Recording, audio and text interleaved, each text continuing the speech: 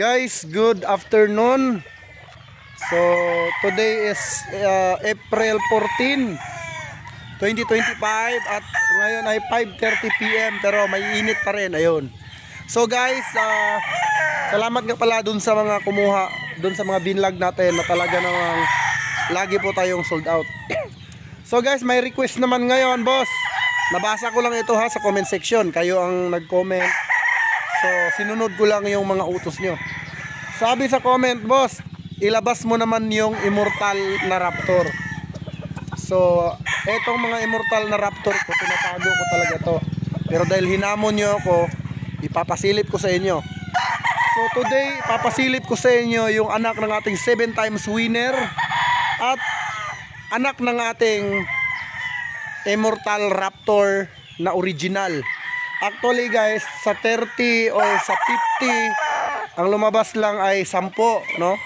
So ipapakita ko sa inyo ngayon yung dalawa na mga immortal na raptor at yung anak ng ating 7 times winner. So pati Gilmore guys, pasilip ko rin sa inyo. So tara, let's go. At nakalimutan ko pala guys, no, iba-vlog din natin yung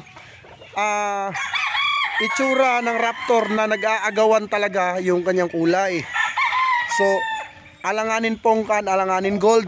Pero ang bloodline po nito ay Larry Romero sweater. So, kinondisyon ko siya, no? Para in case na merong maghanap ng pang-exam, dahil siya po ay 1 year and 6 months, pwede na po siya sumalang sa exam. So, ito muna bago yung immortal raptor sa huli. So tara, let's go. Okay guys, ito yung sinasabi ko sa inyo na kakaiba ang kanyang kulay. Kung mapapansin mo, hindi talaga siya totally gold, kasi mostly sa gold ay gold din yung buntot. Pero sa kanya, itim ang kanyang buntot, yung dibdib, yung sa may pakpak. Ang gold lang niya is yung nasa likuran niya at yung sa kanyang palok. Guys, napakagwapo niya. Tuwid yung kanyang palong. Pero guys, pwede po siya pang exam. Ayan, kasi po iba na po ang patuka niyan. Combination of 7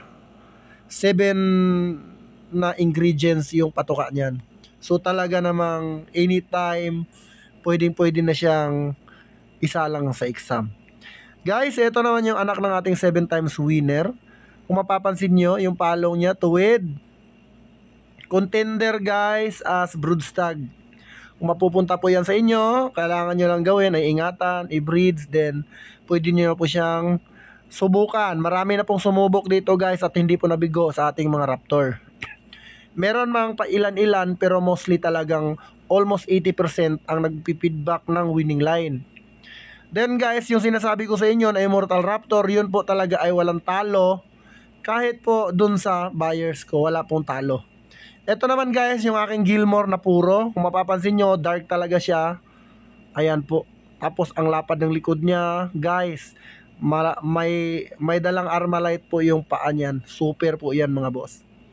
Good as broodstag. Pwede panimula. Pero gaya nga na sinabi ko guys, itong GTP ay pangmasa.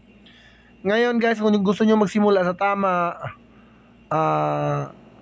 kailangan nyo talagang mag-invest. So guys, ito na yung the moment of truth. Ayan, ipapakita ko sa inyo ang aking immortal na raptor. Guys, 90% ng aking buyers wala pong talo dito sa White Air. At yan din po yung nilalaban ko tuwing pumupunta ako ng expo para bumili ng materyales.